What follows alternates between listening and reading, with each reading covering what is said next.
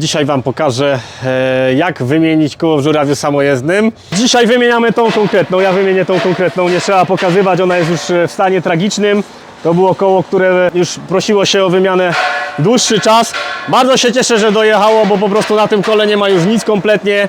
Muszę je wymienić koniecznie, plus parę jeszcze innych, chyba 3 albo 4 też będziemy tutaj wymieniać. Zmieniam je tutaj z bardzo prostego powodu, tutaj już po prostu nie ma bieżnika, tak? I to koło się kwalifikuje do wymiany i tak naprawdę na szrot do wyrzucenia. Zgadnijcie, ile waży to koło? Jakieś 300-400 kg. Teraz dźwig nam zjechał z cementowni i mamy tutaj do wymiany chyba ze 3-4 opony. Ja dla przykładu oczywiście wymienię tylko jedno koło, pokażę, na co zwrócić uwagę, czego broń Boże nie robić. Zapraszam! Tu konkretnie mamy żuraw 60 ton, Faun ATF 60-4. Mamy tutaj koła 14, czyli 14R25 i możliwe, że pewnie chcielibyście zobaczyć, jak takie coś wygląda w większym sprzęcie, ale wierzcie mi, że rozmiar kół w 800 jest właśnie taki sam i nie ma tak naprawdę znaczenia, czy ja to pokażę na Liebherrze, Faunie, czy na 25, czy na 800. W zasadzie wszystko to wygląda tak samo. No tylko, że tam jest troszeczkę większy sprzęt. No i kolejna rzecz, czekaliśmy z tym odcinkiem, ponieważ nie chciałem robić tego na siłę i świrować pawiana, że zdejmę sobie koło i założę. Tutaj rzeczywiście one są do wymiany, więc moja praca będzie pożyteczna. Zrobię coś sensownego, a przy okazji nagram o tym materiał. Ogląda nas dużo ludzi, którzy jeżdżą sprzętami i dla nich to nie będzie nic nadzwyczajnego, tylko taka naturalna czynność, jak nie wiem, przygotowanie i zrobienie sobie kawy, ale dla laików, którzy nie mają na co dzień styczności z takimi większymi sprzętami, na pewno będzie to coś ciekawego, ponieważ jest jednak różnica pomiędzy tym, jak zmieniamy koło w osobówce, a jak zmieniamy koło w takim dźwigu. Będziemy pracowali, jak wcześniej wspomniałem, na modelu Faun ATF 60-4, jak ja oceniam ten żuraw top. Dla mnie, Fauny wiecie, że kocham, tego, że bardzo fajny dźwig z drugim silnikiem na górze, malutkim Mercedesikiem 4, który paliwo wącha. Mamy do wykonania kilka prac serwisowych. Miałem troszeczkę łatwiej, poprosiłem moich mechaników, żeby przygotowali mi cały zestaw kluczy do odkręcania. Tutaj widzicie, jeszcze mamy różne inne klucze, bo mówię, żuraw się serwisuje i naprawia. Przy okazji prac serwisowych przy górnym silniku nie będziemy sobie wchodzić w drogę, więc mogę śmiało jedno koło zmienić i pokazać Wam, z czym to się je. Są ludzie, którzy dla lajków i dla zasięgów zrobiliby wszystko i żeby podbić sobie oglądalność, zaryzykowaliby i kręciliby na drodze. Są ludzie, którzy pierwsze co robią, tacy truck driverzy, którzy wyskakują z ciężarówek, jak się coś dzieje, z telefonem, żeby coś pokazać. W przypadku, gdybym miał wymienić koło na trasie, jest to po prostu bardzo niebezpieczne. Samo nagrywanie tego też jest niebezpieczne, bo jest ciągły ruch. Dzisiaj pokażemy, jak to zrobić oczywiście w komfortowych warunkach na warsztacie. Z zastrzeżeniem takim, że na trasie wygląda to inaczej. Zrobiłbym to na pewno sam 1000 razy szybciej na drodze niż tutaj na warsztacie. Czy da się wymienić oponę w dźwigu samemu? Owszem, da się, natomiast też spróbuję. Tutaj mam 14, powinienem sobie z tym bez problemu poradzić, natomiast jeżeli sobie nie poradzę, to poproszę jakiegoś kolegę po prostu o pomoc. Mogę sobie jedynie nie poradzić w zasadzie tylko i wyłącznie z tym, że nie będzie chciała mi zejść z piasty i będę musiał kombinować, żeby ją po prostu od drugiej strony, że tak powiem, podważyć, puknąć młotem albo w ostateczności enerpakiem, ale to opowiem o tym później. Postaram się zdjąć je sam, jest to wykonalne jak najbardziej. Robiłem wiele razy takie rzeczy, oczywiście nie przekładałem, wymieniałem z koła na koło. To są ciężkie rzeczy i zawsze warto mieć kogoś do pomocy. Kiedy zmienialiśmy raz na trasie w 250, to całe szczęście, że mieliśmy na ciężarówce. Z tym, że na naszej wysokiej notebumce ona było położone i ze zdjęciem nie było problemu, ale z włożeniem go z powrotem tego starego, to ja, pilot, operator, jeszcze taki pan z generalnej, który przyjechał samochodzikiem, pozdrawiam, może nas poznaje, nie tylko zabezpieczył nam ruch, ale także nam pomógł, a bez jego pomocy mielibyśmy duży problem przy wkładaniu tego rozwalonego koła, normalnie jak rekordy olimpijskie, jak Kołecki, każdy jeden po prostu podnosił, rwał. Każda jedna żyłka widoczna, ale jakoś to zmęczyliśmy, włożyliśmy. Nie ma co kozaczyć. Jak masz pomocnika, weź sobie kogoś do pomocy. Lecimy klasycznie. Pierwszy, najprostszy sposób to jest klucz, brecha i jedziemy sami. Takim najbardziej podstawowym sposobem to jest zwykły klucz, pręcik, i rura. Zobaczymy, jakie to jest, bo widzę, że ładne, nowe. Ciekawy jestem, czy to wytrzyma to moje odkręcanie. Może się uda. Sprawdzimy. A! Idzie! Proszę Państwa. Są dwa wyjścia. Albo jest źle dokręcone, albo mam tyle siły w rękach. Obstawiam raczej to pierwsze. No i po prostu wkładacie klucz, machacie, odkręcacie każdą śrubę jedną po kolei. No, tu już nie jest tak fajnie. Jednak nie mam tyle siły, co myślę. A mogłem na potrzeby filmu sobie najpierw poodkręcać. Fajniej by wyglądało. No, natomiast tutaj już jest kłopot. Jak sami widzicie, o, poszła. Ale wierzcie mi, że niekiedy, jeżeli nie macie jakiegoś klucza bardziej sensownego, to ta rura musi być przynajmniej 2-metrowa. To musi być twarde, bo widzę, że to już jest wygięte, o, tutaj delikatnie. I to musiało być naprawdę z solidnego materiału, solidniejszego niż to, co mamy. I no targacie, odkręcacie, tak? Kiedyś tak się odkręcało. W jednym z komentarzy wspomniałem świętej pamięci Czesława. Otóż ze swoim, on był wtedy pomocnikiem, a i z operatorem jechali na tak zwaną fuchę za komuny kolesem LH1000. Ogromny dźwig. Wiecie jak, no, telefonów wtedy nie było i każdy na drodze musiał sobie radzić sam. No i za pomocą takiego klucza to mieli taki przypadek, że po prostu zerwali wszystkie szpilki w jednym kole. Musieli wszystkie koła poodkręcać takim czymś, czyli klucz i brecha, nic więcej. Wszystkie koła musieli odkręcić po to, żeby z każdego z nich wykręcić po jednej szpilce, a następnie przykręcić to koło z powrotem, nie? No nawet za bardzo, no, zadzwonić nie było opcji, nie było telefonu. Zatrzymać kogoś, powiedzieć, no, trochę kiepsko, bo na fuchę pojechali. No więc namęczyli się panowie obaj i tą historię właśnie zapamiętałem, jeżeli chodzi o wymianę kół w sposób klasyczny. Jeżeli chodzi o kolejną rzecz, to zastosowanie Der Klassikera ostatnio widziałem, jak byłem na Magadanie, to było 2011 rok. I cóż mogę powiedzieć, że tam ci kierowcy, którzy jeżdżą, sami nie dość, że odkręcają, to jeszcze biorą łyżki, wymieniają po prostu te opony z felgi, dają nowe dętki. Mają to tak niektórzy opanowane, że po prostu uszy same klaszczą, bo robią to bardzo często. No i tam jeszcze jakby wtedy przynajmniej, nie wiem jak teraz, no czas się zatrzymał i robili to sami. Szynomontaż jak był, to gdzieś daleko i nie każdy sobie mógł dojechać, a na pewno już nie ma gdzie tam zadzwonić, no bo jak nie jesteś we wsi albo w mieście, to po prostu nie masz zasięgu. I tak sobie ludzie radzili kiedyś. To jest taki najbardziej klasyczny sposób. Brecha, klucz i wio. Kolejna rzecz, kolejny sposób odkręcania koła za pomocą klucza planetarnego. Wszyscy może nie, ale zdecydowana większość kierowców, operatorów u mnie ma takie coś na wyposażeniu w razie czego. No i tutaj po prostu bierzemy, funkcjonowanie tego klucza wygląda następująco. Nie wiem, czy przeduszka będzie mi potrzebna akurat. Teraz zobaczę, czy to je to. Ja, to je to, przeduszki nie potrzebuję. Fajnie, bo jest piasta, jest miejsce, mogę się zaprzeć. No bailando po prostu. Jestem bardzo zadowolony.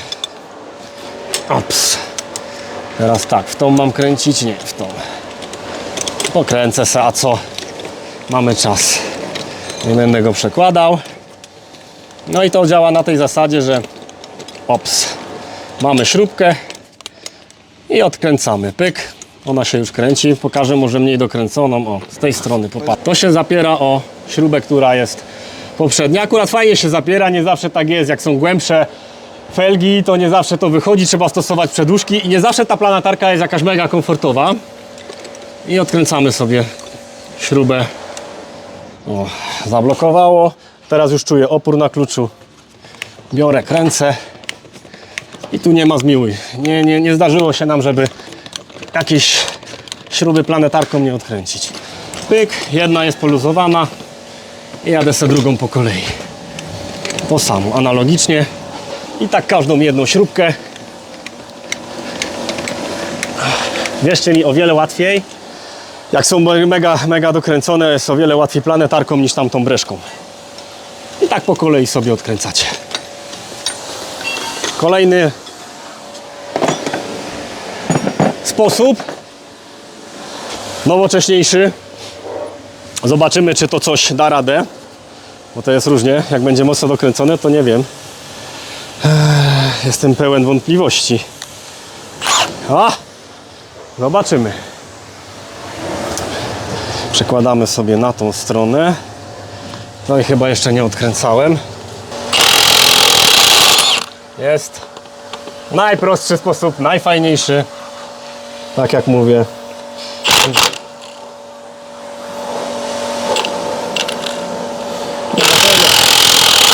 Coś mi nie łączy. Pyk.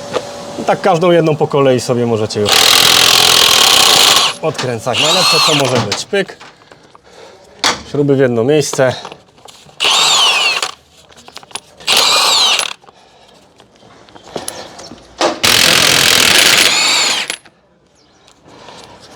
Nie do końca mi trzyma. Smar jest jeszcze miedziany, więc nie wiem, czy to koło nie było jakoś zdejmowane. Tak, było zdejmowane do jednej naprawy. A zgadnijcie, kiedy było zdejmowane? Po tej takiej nieszczęśliwej prawie przewrotce nad przepaścią. Właśnie wtedy robiliśmy tam pewne elementy zawieszenia, bo jednak nie wszystko okazało się, że jest sprawne i no parę dni musiał postać na warsztacie, ale bez jakichś większych turbo napraw. Tak powolutku, nigdzie mi się nie śpieszy. Mój kreatywny zrobi tak, że będzie to wyglądało jak na pit stopie w Formule 1 oczywiście, więc nie mam się czym przejmować. Pyk. Pyk. High life. No. Proszę bardzo. Gra. Tutaj akurat śruby były przykręcone w sposób prawidłowy, mianowicie fajnie zeszły taką zakrętarką fajną.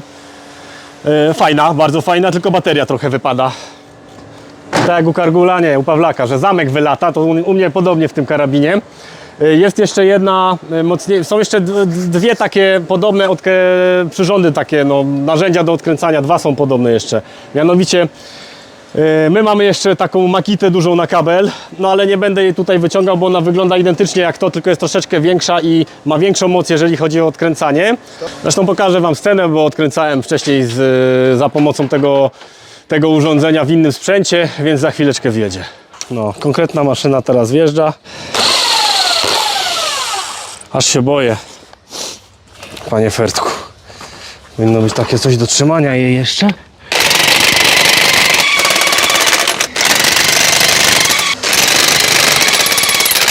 No i kolejny to jest, często możecie to spotkać na zakładach wulkanizacyjnych, klucz hydrauliczny. To już jest takie duże, mega z kablem i w ogóle, że jak to fuchnie, to po prostu no, ręka, noga, mózg na ścianie, taką to ma siłę. Jeżeli stoicie i ktoś Wam wymienia koło na serwisie, no to opowiem o tym, na co zwrócić uwagę i czy warto czasami opieprzyć serwisanta, który Wam wymienia, że nie ma o tym pojęcia i niech się idzie uczyć z powrotem. Pokażę Wam, jak to zrobić prawidłowo.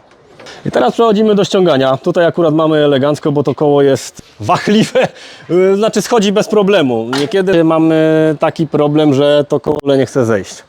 Jest tak po prostu zardzewiałe, zassane, jakby je po prostu ktoś przyspawał do tego na stałe. Są takie przypadki.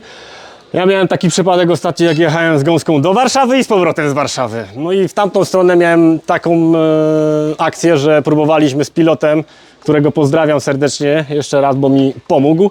Zresztą z powrotem jak jechałem też mi pomógł, więc obu panów pilotów serdeczne pozdro. Natomiast tam była już chyba 4 rano, stanęliśmy na trasie, no bo zobaczyłem dymek z kółka w naczepie. Odkręciłem koło, panę miałem na kole wewnętrznym, bo tam mieliśmy bliźniak. Zewnętrzne zdjąłem, a tamtego za Chiny ludowe nie szło ruszyć. Próbowałem na różne sposoby, próbowałem wejść tam pod spód, pod dźwig, wziąłem takiego młota większego, prałem parę razy, no ani nie drgnęło.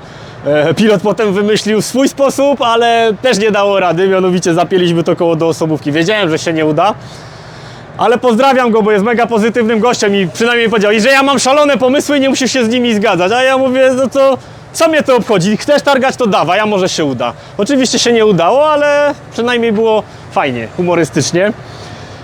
Musiałem zaczekać do rana. Następnego dnia kimnąłem się w ciężarówce, tam zjechaliśmy oczywiście na parking i następnego dnia przyjechało 2 serwisantów z enerpakami. czyli z takimi siłownikami, które mają bardzo dużą nośność, wyporność, czy jak to tam zwał, tak zwał. I dopiero po zastosowaniu Enerpaka podłożyli po prostu takie kliny, podłożyli te siłowniki. Nakręciliśmy sobie oczywiście śruby, żeby nam to koło nie wyleciało w powietrze, bo tam no, siły są ogromne. No i trwało to może wszystko z 15 minut i było tylko coś takiego. Zaczęliśmy pompeczką, sam osobiście zacząłem pompować, panowie popili, pyk, pyk, pyk, było tylko tak. I koło sobie zeszło samo. Także nie zawsze jest tak, że ono sobie idzie tak fajnie jak tutaj. No tutaj, tak jak widzicie, mogę je w zasadzie sam ściągnąć.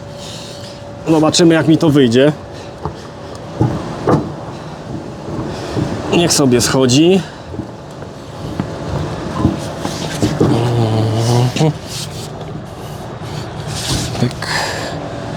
Tak jak mówię, zawsze lepiej mieć kogoś do pomocy, ale tutaj jest 14, nie 16. 16 też tam kiedyś robiłem.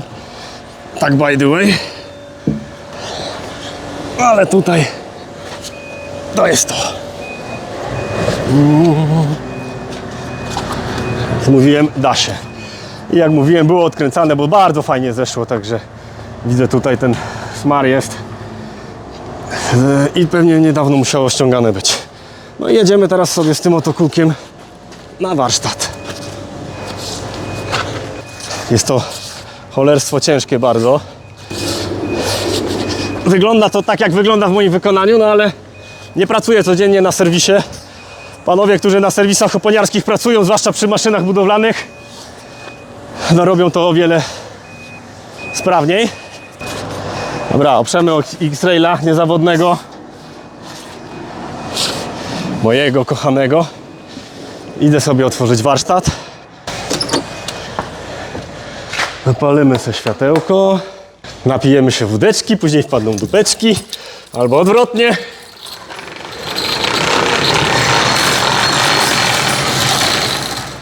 Wystarczy. Fajnie tu jest chłodniej.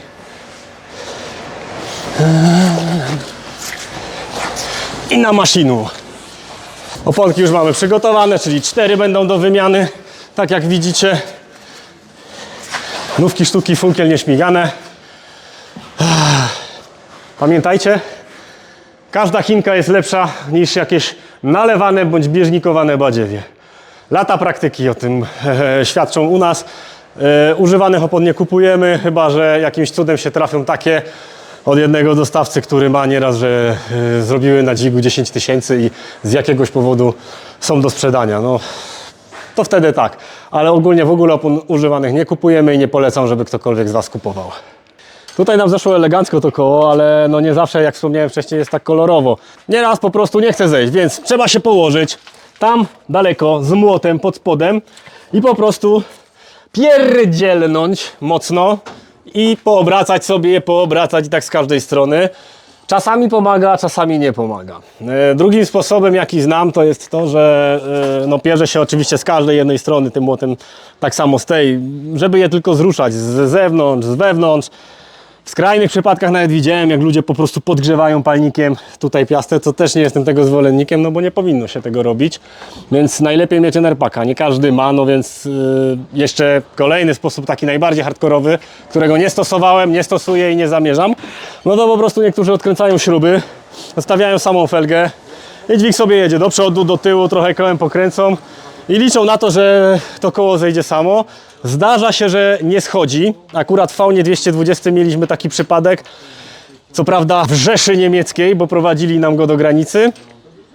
I ten handlarz w ogóle nam napisał, że taka wymiana koła na autostradzie w Niemczech, cytuję, jest shitty expensive.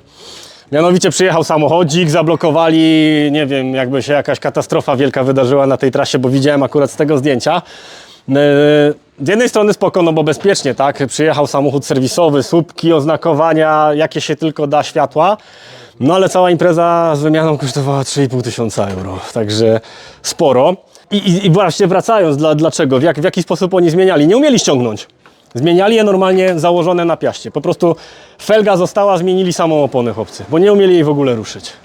Ściągasz koła i nie robisz normalnie, to jest stary rolniczy sposób. Aha. Się na polu robiło. Że się z felgi nie ściepywało i no samo opona. Sama, tak byście pywali, wiesz? No. No, To jest szybko, wiesz, moment, i tu mi kolega podpowiada, że sposób, o którym mówiłem, bez ściągania felgi, to jest stary rolniczy sposób i że się nieraz tak po prostu wymieniało w maszynach rolniczych.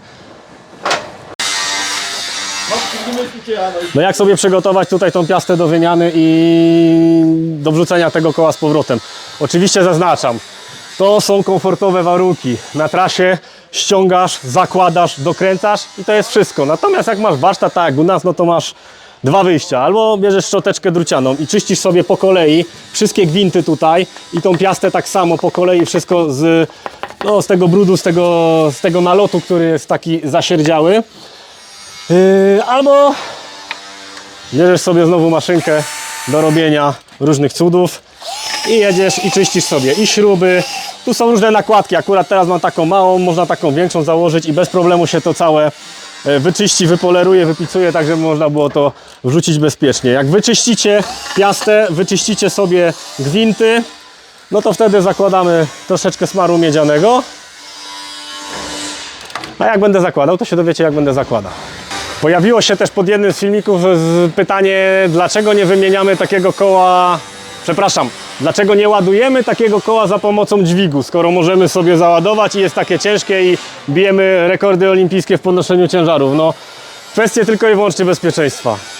Jest ruch na drodze, jedyne w zasadzie co można by było zrobić, no ale nie wiem, no w 250 co, podpory wysuwać, podnieść łeb do góry. No way. Nie znam operatora, który by się na takie coś decydował, ani kierowcy żadnego, który by robił takie rzeczy. Po prostu no, wrzucasz to jak najszybciej. Jak masz po prostu do wymiany koło, no to masz ciśnienie i bijesz ten rekord olimpijski i radzisz sobie po prostu, masz dwie rączki, tyle. No zobaczcie, jaki on jest długi, tak? Żeby się obrócić, to muszę przynajmniej tak jak w tej pozycji wystawić podpory, żeby to koło załadować, bo tak jak mówię, ładowanie z przodu to jest, mija się z celem, jest totalnie bez sensu. Jeżeli masz opcję dojechać, to dojedź na stację benzynową i tam możesz robić wszystko, możesz robić co chcesz. Natomiast jeżeli stoisz na pasie awaryjnym albo nie daj Boże, zdarzyło mi się nieraz, że nie na pasie awaryjnym, tylko po prostu na prawym pasie i do połowy go blokujesz, no to tak jak wcześniej wspomniałem, nic nie robisz innego, tylko zasuwasz, zmieniasz to koło, spadasz, ładujesz je bądź nie ładujesz, dzwonisz po kolegę, żeby ci przyjechał pomóc, ale nie rozkładasz dźwigu na drodze. To jest po prostu niedopuszczalne, jeżeli chodzi o względy bezpieczeństwa. Teraz idziemy na warsztat i będziemy zmieniali koło.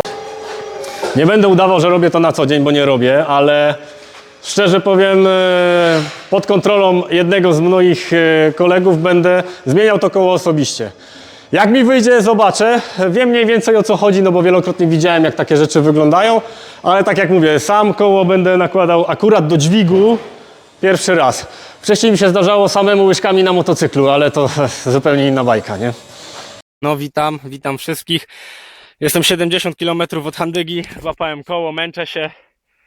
Mam dętki dwie, obie takie średnie, no ale zobaczymy. Na razie. Tak to wygląda. Łyżki wsadzone, zaraz będę machał na razicho. Mam nadzieję, że kompresor od Sambora wytrzyma, bo ostatnio tak średnio pompował. Na razie. No witam, uwinąłem się, myślę, że dosyć szybko. Jest jeden plus. Anak łatwiej schodzi z felgi od Heidenau'a. Poza tym kompresor, który mi dał Damian, nie napompował. Zatrzymałem kierowcę ciężarówki, napompował mi. Dałem 2 do tyłu. Trochę mało, ale tak mi napompał, więc niech jest. Mam nadzieję, że dojadę do Handygi. Nie mam już dętki, jak pójdzie mi przez te 70 km, no to będę musiał kleić. Na razie. Jak już wcześniej wspomniałem, jest to moja pierwsza wymiana. Mamy maszynę z jakiejś tam firmy Ruber Germany. Dlaczego taką, a nie Kordzi na przykład? No dlatego, że też jakoś na potęgę tego nie zmieniamy. Nie jesteśmy serwisem oponiarskim i na nasze potrzeby ona jest zupełnie wystarczająca. Postaram się teraz nie zabić, to po pierwsze, a po drugie najechać sobie tak jak należy na to, co mam najechać i tyle. Możesz, kurry, debelle. Aj ta ludzie. Albo tak jak mówił wtedy. Słuchaj ta baryłajta, nie odpierdalaj ta. Tak mam. No i teraz sobie jedziemy w tamtą stronę. Pyk, tu sobie muszę dać teraz troszeczkę niżej to. O, na przykład tak. No więc jedziemy dalej.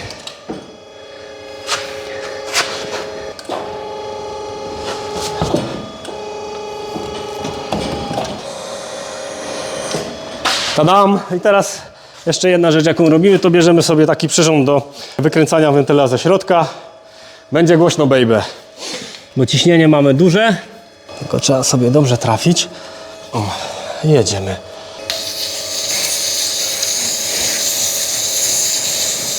Wykręcamy wentyl.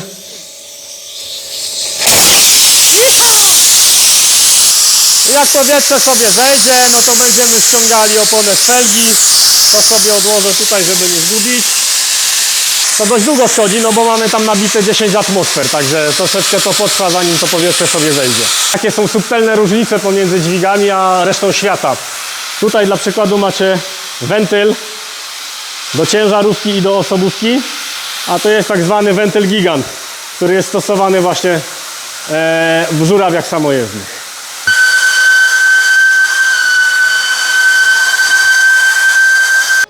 Dobra, tym sobie wyjeżdżamy.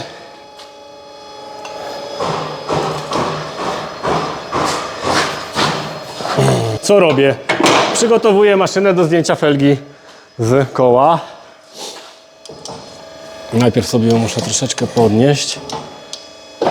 O. Jak tłumaczył mi kolega, to chodzi po prostu, żeby felga nie dotykała, żebyśmy mieli oponę. Ok, może być. I teraz co, dobijamy sobie nią. I tak sobie jedziemy, aż ona zejdzie. I za każdym razem, jak mamy obrót, to sobie dobijamy po każdym jednym obrocie, tak żeby ono zeszło. W osobówkach trochę inaczej, bo jest zawsze takie puch, puch. Tutaj tego nie praktykujemy.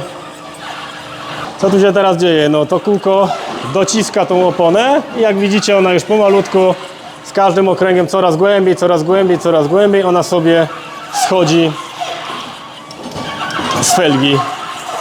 I kręcimy tak aż do momentu, kiedy ono sobie całkowicie zejdzie.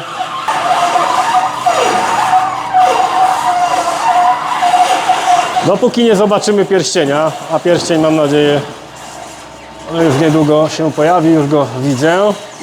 Znaczy pierścień, o-ring, przepraszam, pierścień mamy tutaj. Ona powinna też sobie z niego zejść. No już praktycznie mamy, jak widzicie, kółeczko zdjęte. I ok, dobra. Teraz już pchamy po prostu felgę i będziemy zdejmowali pierścień. I kręcimy. Teraz po prostu rozdzielamy felgę z pierścieniem. Szynomontaż. Dwa najpopularniejsze biznesy w Rosji, tak by the way, swego czasu jak jeszcze jeździłem. Szynomontaż i automojka. Pięknie nam to schodzi. Zeszło. Teraz będziemy... O-ring już chyba widzę. Ok. No. Widzę, nie widzę.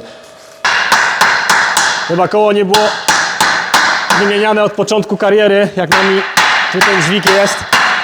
Więc muszę trochę ponapierdzielać młotkiem.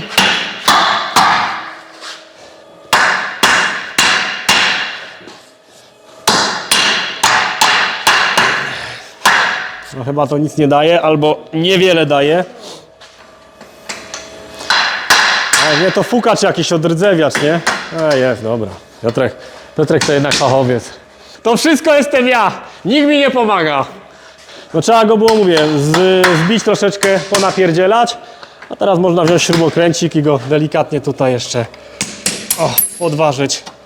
Tak, żeby nam zszedł całkowicie. No mówię, kółko musiało nie być robione w ogóle. Ponieważ dawno tak skorodowanego nie widziałem.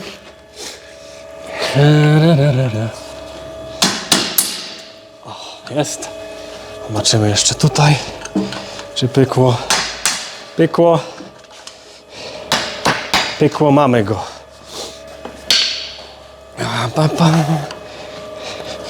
No i ściągamy dziada po prostu z felgi. Zobaczcie sobie, ile tutaj jest rdzy. I tutaj mamy o-ring, który też zdejmujemy i wymieniamy za każdym razem przy wymianie koła. Taka uszczeleczka. Ok. Jedno i drugie. I teraz kontynuujemy, żeby zdjąć to koło.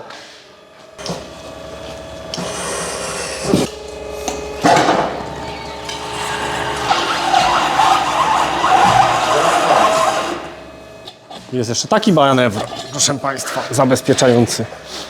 Ja zapomniał. Ja nie wiedział. Dobra. Jest. I teraz przejeżdżam sobie na drugą stronę.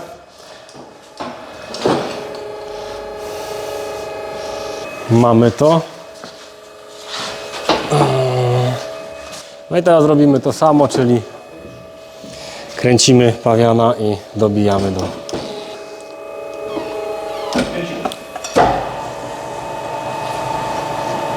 Zaraz nam zejdzie z felgi.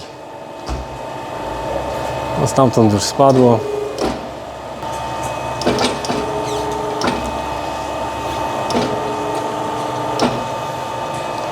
Tyk.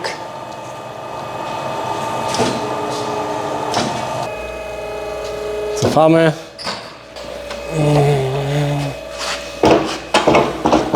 Boom bap.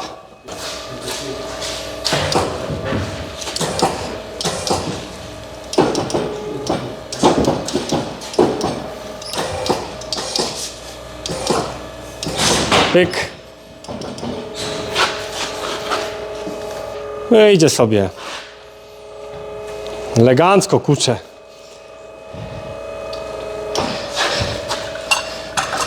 Ok. Koło mamy zdjęte. Muszę gdzieś tutaj oprzeć najlepiej. Albo dam to w dobre ręce po prostu. Oddam w dobre ręce. Ok. No i teraz zapewne przystępujemy do wyczyszczenia tutaj tych rowków po o-ringu i po pierścieniu. Idę po sprzęt. Zawsze o-ring musi być nowy, więc ten stary wyrzucamy. Jeżeli chodzi o te dwa rowki, no to trzeba je tutaj wyczyścić dokładnie.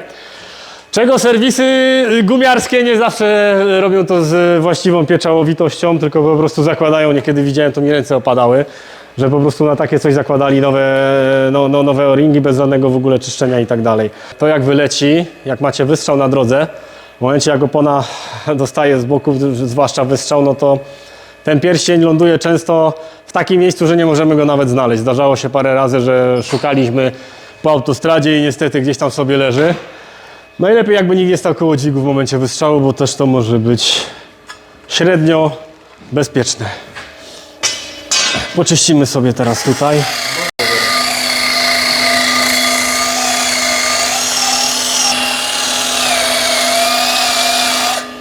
Ewentualnie zastępczo można zawsze tak. Przystępujemy do czyszczenia tego rowku, w którym znajduje się pierścień. Nie wszystko jestem w stanie tą szczotą, że tak powiem, doczyścić. Większość zdecydowanie tak, no ale widzicie, tu już są takie wrzery, że trzeba po prostu sposobem, czyli młotkiem, śrubokrętem. O właśnie, widzicie, pięknie schodzi. Ewentualnie mam jeszcze w zanadrzu pilnik. Musi być to fajnie wyczyszczone. O-ring tutaj się tego się akurat nie smaruje, tu wchodzi na sztywno. Bum bap. Bum tararara. Karamba oszalał. Sołtys oszalał.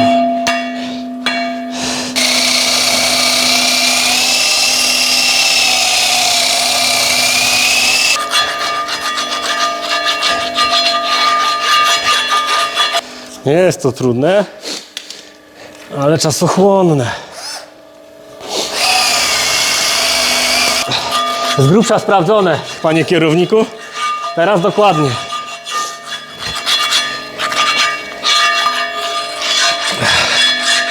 Tak się to robi, proszę państwa. Pytanie po co? No jasne, zawsze fajnie zadzwonić jest po gumiarza. Zdarzało się nam, że wracały do nas koła po jakimś czasie. Po jakimś czasie, na następny dzień zaczynało powietrza ubywać, bo panowie zapomnieli, że trzeba dać nowy o-ring. I złożyli na starym o-ringu. Ale im nie pykło.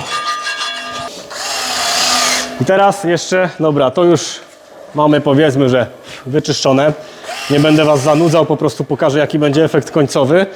Tak samo musimy zrobić z tym pierścieniem. Mianowicie też go musimy oczyścić całkowicie. Tutaj sobie wyczyścimy teraz pierścionek. Gwiazdożyć to każdy jeden potrafi, ale robić to nie ma komu. Pierścień czyszczę analogicznie jak rowek na pierścień. Też on musi być wyczyszczony, no bo zobaczcie, on jest cały uwalony, po prostu zasierdziały z rdzy. Trzeba go ładnie wyczyścić, żeby fajnie wsiadł przy montażu. No ale jest rzeczywiście dziadostwo pordzewiało. No i właśnie teraz wyjeżdża na cmentarzysko jedna opona, jak widzicie. I tyle. To jest w zasadzie wewnętrzna część. To po o-ringu, ale to raczej wchodzi nam na smarze, ale delikatnie można to też przejechać. Drugi rowek. I tu jeszcze jakieś badziewie mnie denerwuje. Nie mogę patrzeć, muszę to zrobić. No, tak o i o. Jest. Poszło. Dobra, mamy to. Tu miałem nasmarować tylko. Następuje zwolnienie blokady i przystępujemy do losowania smarowania. Smaruję felgę po to, żeby fajniej weszła. Tu mamy akurat taki smar, który przy okazji oprócz tego, że spełnia funkcję smarowania, to jeszcze uszczelnia. I smarujemy sobie tutaj mniej więcej do tego rowku i kawałeczek o dalej. Już wystarcza. To jest mój pierwszy raz. Jestem dumny. I wystarczy. I z drugiej strony robimy analogicznie. To samo. Kolega powiedział mi, że nie potrzeba, ja nie wiadomo jakiej dużej warstwy. Tak nieraz widzicie, walą tego na tych warsztatach, że potem ten smar wyciska poza oponę. Tak go delikatnie wyciśnie, dużo nie trzeba go stosować, wystarczy malutka warstwa. Hopa, dobra. Tu mamy ładnie, ok. I teraz smarujemy jeszcze tą część felgi. Pyk.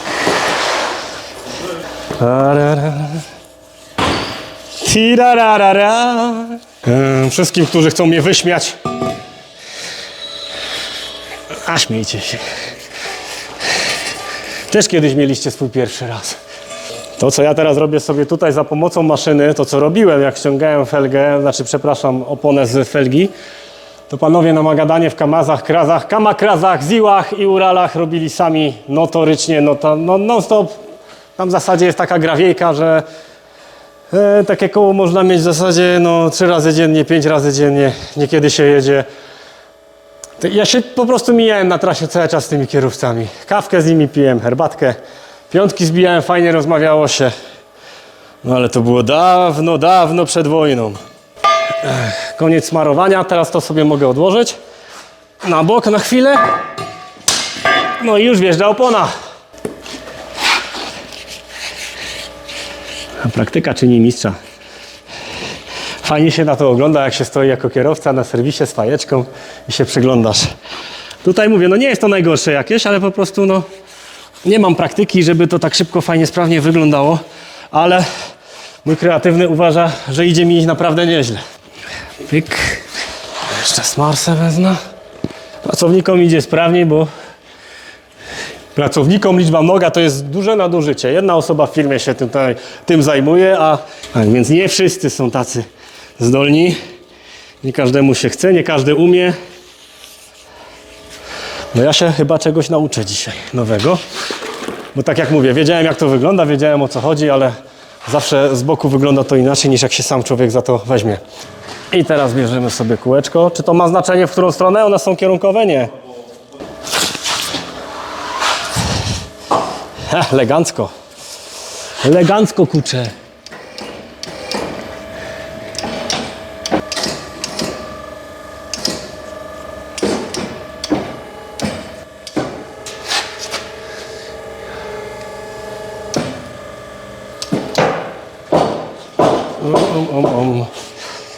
No i dobra, i teraz muszę sobie góra-dół wyregulować tak, żeby znaleźć tutaj miejsce.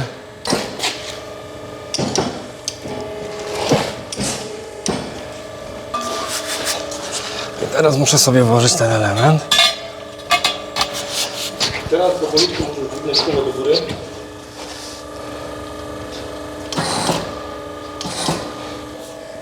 Pyk.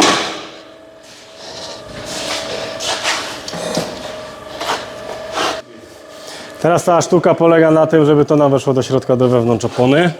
Postaramy się uczynić tak.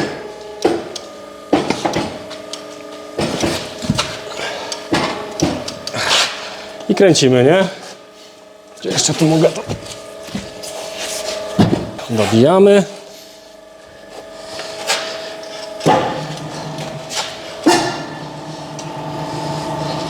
Wkładam ten element po to, żeby potem włożyć o-ring i pierścień, tak? Jeszcze go bardziej dobijamy.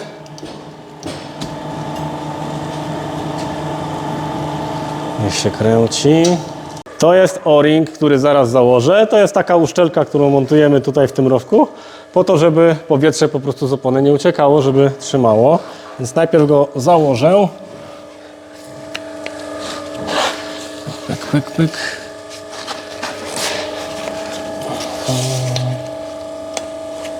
Op. O-ring za każdym razem wymieniamy. Nie dajcie sobie na stacji jakiejś tam wulkanizacyjnej dać wmówić, że może być, że jest jeszcze dobry. No nie jest. Tu już nie żałuję smaru. Biorę sobie taki mniejszy pędzelek. No i smaruję sobie ten o-ring po to, żeby w momencie, kiedy będziemy już nakładali tutaj felgę, jak ona będzie wskakiwała, dobijała do pierścienia, żeby go też nie uszkodzić, żeby sobie po prostu po smarze to fajnie przeszło w tą stronę.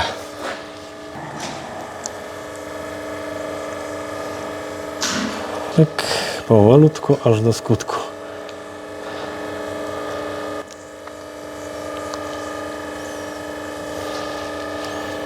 Jeżeli ktoś chciałby merytorycznie polemizować z tym, co się tutaj dzieje, to proszę śmiało pisać w komentarzach, bo pewnie różne są jakieś tam knify, metody, koncepcje. Ja pod nadzorem mojego człowieka, który się tym zajmuje, no robię to właśnie w taki sposób i my to tak zakładamy. No prawda, szybciej, sprawniej pewnie. No i teraz zakładamy ten oto piękny pierścionek. Jak on ma wchodzić, to idzie do zewnątrz, to idzie na zewnątrz. Dlaczego tutaj jest pierścień? No prawdopodobnie, taka jest jedna koncepcja, o której mówił mi kolega, no to jest gruba guma i to jest twarde, tak? Jakbyśmy chcieli to zakładać normalnie na felgę, jak na ciężarówkę, prawdopodobnie by to nie wytrzymało i by to rozerwało się. Więc najpierw trzeba włożyć to do środka, a potem po prostu tylko cofnąć i zabezpieczyć. Dobra, zakładamy, zobaczymy jak mi wyjdzie założenie pierścienia.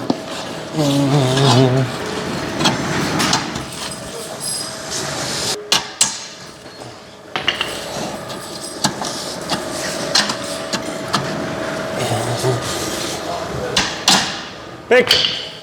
Jest. Doskonale. I teraz możemy się już wycofać i zostaje nam tylko i wyłącznie pompowanie. Majster, dawaj. Ręce w górę. Tadam! Nie powiem, że jestem jakoś z siebie mega dumny, ale przynajmniej mniej więcej wiem, o co chodzi. Jak ktoś mi będzie kazał kiedyś wymienić koło w dźwigu, to uważam, że sobie poradzę szybciej niż dzisiaj. Ale fajnie, cieszę się, że mi się udało samemu. No teraz została nam najnudniejsza część, czyli napompowanie koła. Widzieliście to pewnie nieraz, jak się koła pompuje w osobówkach. Tutaj jest analogiczna sytuacja. To koło wyląduje tylko w takim specjalnym koszu. Zostanie dobite do 9 barów, bo tyle jest napisane. Widzimy się przy dźwigu. Kolega przyjechał z Gliwic 30, właśnie z roboty.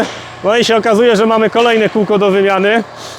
Kółko jest od producenta, którego już nigdy w życiu nie zastosuję, nie kupię, bo jakoś mi nie po drodze. No takie buły się tutaj pojawiają. Tutaj jest kolejna. No i to jest po prostu sygnał na to, że to koło też się kwalifikuje do wymiany, pomimo tego, że bieżnik na nim jest mega fajny i jest całkiem. No także no, tak jak mówię, doświadczenie dar nieba. Masz, gdy już ci nie potrzeba. Wiemy teraz, jakich producentów kupować, jakich unikać. Wiemy, jakie Chinki brać, których nie brać. I wiemy też, jakie holenderskie nie są warte uwagi, bo tak naprawdę nie są holenderskie, ale też nie do końca nie wiadomo gdzie, na jakimś tam dzikim Dalekim Wschodzie są produkowane. No to jest właśnie przykład jednej takiej opony, która po prostu przyprawiała mnie swego czasu o ból głowy, bo pękały jedna za drugą. Zostały nam jeszcze na dźwigach, ale już więcej, nigdy więcej ich nie kupię. Kolejne kółko do wymiany. Tak właśnie wygląda koło po wystrzale. I no, wyobraźcie sobie teraz, że na tym jest jeszcze felga i musicie je wrzucić na naczepę wysoką. Wierzcie mi, ono jest 10 razy cięższe, albo inaczej, wydaje się poprzez to, że jest rozwalone 10 razy cięższe, niż jakby było normalnie napompowane. Jest o wiele trudniej w ogóle wrzucić, no przetoczyć. To jest w ogóle tak rozwalone total książkowo, że no wszystko tutaj poszło. Natomiast zdarzają się jakby różne wystrzały. Niekiedy po prostu nam puszcza fartuch z boku, niekiedy po prostu cały bieżnik jest w stanie z góry zejść. Sapuś cicho, bo nagrywam. No a tutaj macie też właśnie taki przykład, że to jest no, zdjęcie tak jakby bieżnika z tej opony. Ostatnio mieliśmy, bo to różnie bywa, no, ostatnio mieliśmy akurat wystrzał w naczepie, jak wracaliśmy na autostradzie. No to mieliśmy tyle szkód, że wola Boga, bo to nie jest kwestia tylko tego, że kółeczko się tam rozwali, pęknie i tak jak w osobówce sobie wymieniacie. No tylko w naczepie ostatnio mieliśmy do wymiany trochę przewodów hydraulicznych, trochę kabli, trochę przełączników. No i chyba ze 2 albo 3 nadkola, bo było po prostu z taką siłą. Rozwala to wszystko. No. Chodzi o to, że jest taka siła uderzenia niekiedy, że po prostu no, jest normalnie boom, jakby bomba wybuchła, tak? No a czasem zdarza się tak, że nawet nie czujesz, bo kiedyś też miałem taką sytuację, że jadę sobie ciężarówką, za mną leci pilot, no jadę sobie, nawet nic nie poczułem. I pilot mi mówi, ty zatrzymaj się, bo jakiś dymek poszedł, chyba z koła w naczepie, nie? No i patrzę, zatrzymuję się, wychodzę rzeczywiście. Ale nawet tego nie widziałem, nie? Miałem załadowaną naczepę, no i nawet tego nie poczułem.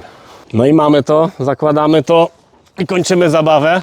Tylko najpierw muszę sobie, bo tam jeszcze jedno mi ktoś podprowadził, ale sobie je najwyżej zmienię, przemienię.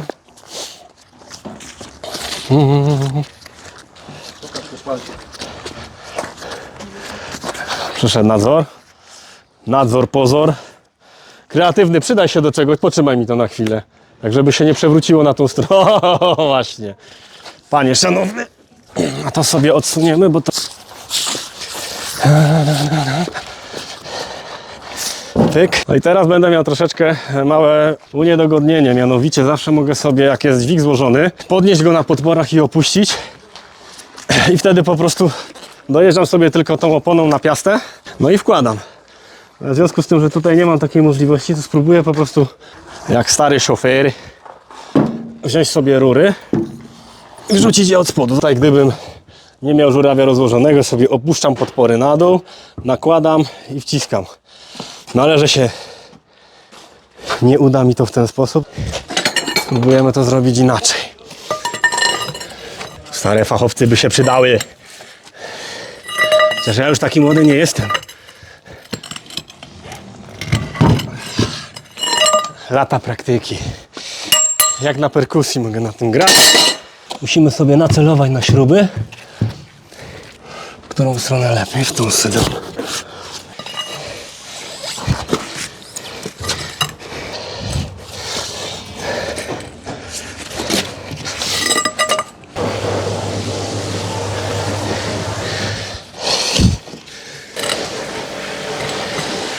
Oj. This is how we do it.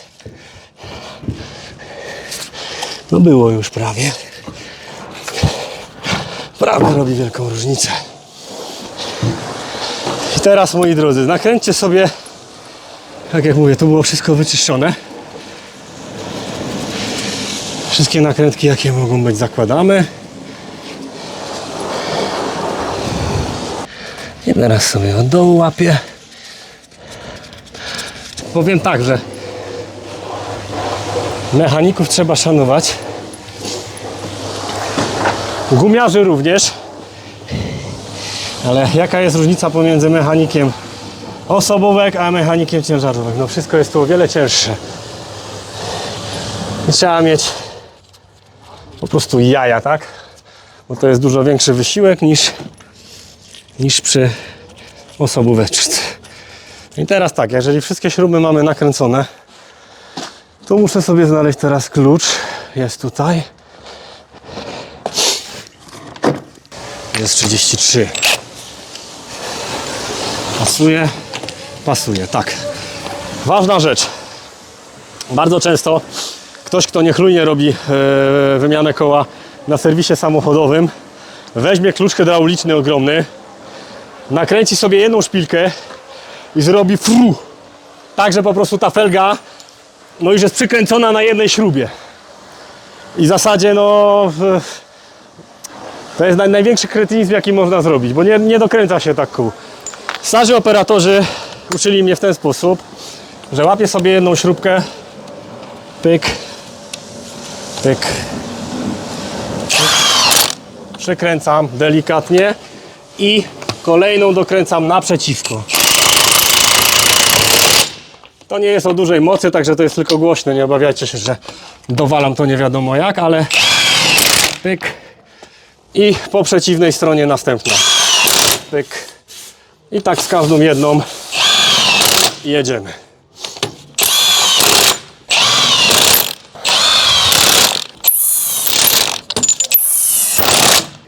I mamy wszystkie.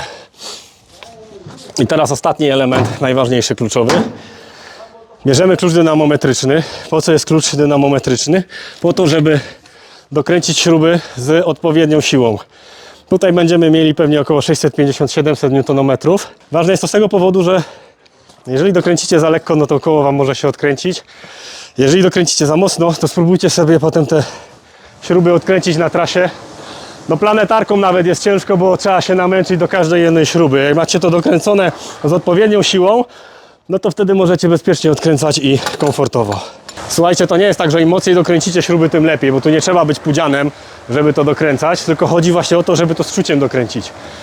Pewnie są doświadczeni kierowcy, którzy mają czucie takie w rękach, że sami kluczem sobie dokręcą. Kiedyś nawet miałem tutaj na bazie auto od mojego kolegi, jego tata, który jeździł całe życie. No pamiętam, że przyjechał i wszystkie śruby, mówię, może na moment panu dam. Mówię, nie, spoko, ja sobie dokręcę. I dokręcił wszystkie, tam miał 3-osiowy ciągnik i 4-osiową naczepę niską. Wszystkie podokręcał, zajęło mu to ze 2 godziny, trochę się namachał.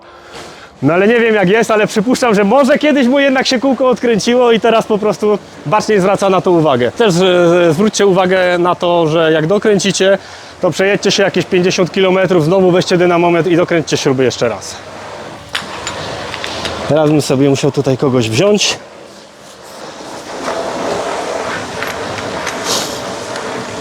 Tyk. I teraz jeszcze tak. Tutaj mamy, proszę Państwa, ustawienie. No i ustawimy sobie go na, tak jak powiedziałem, tutaj macie skalę.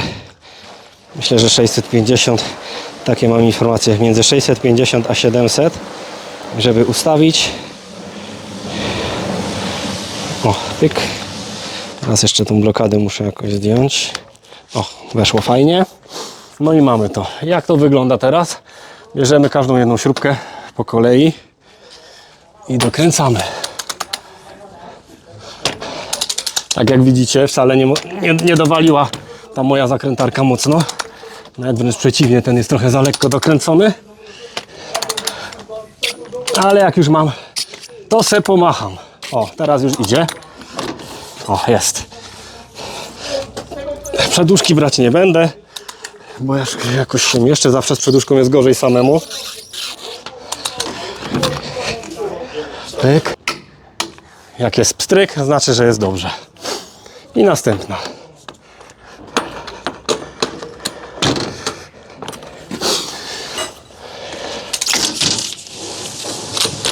Zawsze lepiej mieć kogoś do pomocy, no ale samemu też się da. O, już idzie. I nie trzeba więcej. I tak dojeżdżamy wszystkie po kolei. Jak dojedziecie raz, ja zawsze robię tak, że drugi raz sobie kontrolnie to sprawdzam, żeby być pewnym, że one są dokręcone na pewno. Z dynamometrem już nie musicie po skosie. Ważne, że ta felga jest w miarę równo. Można, oczywiście zawsze to jest lepsze, ale tutaj jakiegoś takiego musu nie ma też. Tutaj sobie oczywiście robię to, tak jak powiedziałem wcześniej, komfortowo na bazie, ale czy to robisz na bazie, czy to robisz na drodze, jakkolwiek, daj zawsze znać koledze, że kółko było robione i zwróć mu uwagę na to, albo nie wiem, zostaw kartkę w dźwigu, żeby sobie dokręcił koła, po prostu. żeby to nie uciekło, tak? Żeby nie zapomnieć o tym. To jest kwestia waszego bezpieczeństwa. Jak jeździcie ciężkim sprzętem i macie koła nienapompowane, macie koła niepodokręcane, to w pewnym sensie pukacie do świętego Piotra, tak? To są tony, więc no, zwracajcie sobie na to uwagę, jak jedziecie. Wyobraźcie sobie, że taką operację, oczywiście nie mówię o zdjęciu tego, ale sama wymiana, no, że musicie to zrobić na drodze, na autostradzie, gdzie jest duży ruch i no, jest średnio bezpiecznie, tak? Jeżeli chodzi o takie wymiany. Na co warto zwrócić uwagę, jak jesteście na trasie? Przede wszystkim bardzo dobrze sobie zabezpieczcie miejsce, w którym stoicie. Jeżeli macie możliwość, jak to jest autostrada, no myślę, że w większości przypadków nie ma się co bać. Zadzwońcie do tej generalnej, niech wam przyjedzie samochodzik i niech wam pan postawi auto z pomarańczowymi bombami, zawsze warto. Jeżeli już jest naprawdę niebezpiecznie, że te auta obok was przechodzą po prostu na centymetry, nie jesteście w stanie gdzieś tam bardziej na prawą stronę uciec, dobrze sobie zabezpieczcie ruch, bo sam trójkąt ostrzegawczy to jest, jeden się zagapi, jest po trójkącie. Mała dygresja, mała pochwała dla moich chłopaków. Ostatnio jak mieliśmy właśnie ten oto sprzęt na krawędzi, to dobrze zabezpieczyliśmy, nawet panowie policjanci przyjechali, powiedzieli, że spoko, macie fajnie zabezpieczone. To co prawda była taka boczna droga, wąska, no dostaliśmy pochwałę, także cieszy mnie to bardzo. I przy wymianie koła, no zadbajcie, że tak powiem, o własny tyłek i myślcie o tym, że po prostu no, może się wszystko wydarzyć. Ostatnio ja zmieniałem właśnie z pilotem w jedną i w drugą stronę do Warszawy na powrocie. Tam mieliśmy akurat tyle dobrze, że było gdzie zjechać, bo był taki trzeci pas do zjazdu, więc najpierw miałem stację, a potem miałem ten pas, że jeszcze nie było tragedii. No ale też miałem ten komfort, że po prostu było autopilota na bombach postawione daleko ode mnie, w taki sposób, że ludzie, którzy nadjeżdżali z wielką prędkością, no bo to jednak A1 autostrada, no widzieli, że coś jest na rzeczy, że coś się dzieje. Także bezpieczeństwo przede wszystkim, no a dwa, no tutaj nie ma tak, że fajnie, że se nasmarujecie i tak dalej. Na autostradzie po prostu odkręcasz, ściepujesz to, go, szybko wymieniasz koło, dokręcasz i jedziesz. Uciorany, spocony, no ale wiadomo, że chcesz to zrobić jak najszybciej, ze względu na to, że nie dlatego, że ci się śpieszy i tak dalej, tylko po prostu no, nie chcesz stać na drodze, ponieważ jest to niebezpieczne, tak? Tyle na dziś. Dajcie znać, jak się wam podobał taki odcinek z bazy. Jeżeli macie jakieś doświadczenie, jeżeli wymieniacie na co dzień opony, to śmiało piszcie w komentarzach, co robicie inaczej, co robicie lepiej ode mnie. Akurat opona to była moja pierwsza przygoda, żeby sobie zdjąć i założyć. Także śmiało piszcie, konstruktywną krytykę jak najbardziej zrozumiem i nie boję się tego. Ja też nie jestem jakimś geniuszem oponowym, nie pracuję w Formule 1, tylko zawsze mogę się czegoś od was nauczyć. Po to jest ten kanał, żeby właśnie też między innymi dostać jakieś wskazówki od innych, którzy również się na tym znają. A jeżeli potrzebujesz ciężki dźwig, jeżeli potrzebujesz mały dźwig, jeżeli potrzebujesz jakikolwiek dźwig, do czegokolwiek, dzwoń do nas, wpisuj w wyszukiwarkę dźwigi sołtys Tychy, przyjedziemy, zrobimy, będzie pan zadowolony. Jeżeli podobał się wam ten odcinek, jeżeli podoba się wam mój kanał, zalajkujcie, zasubskrybujcie i dzielcie się swoimi przemyśleniami. Wszystkim życzę dźwigomaniakom jak najmniej wystrzałów na trasie i jak najwięcej wymiany opon przy zużyciu bieżnika na waszych warsztatach.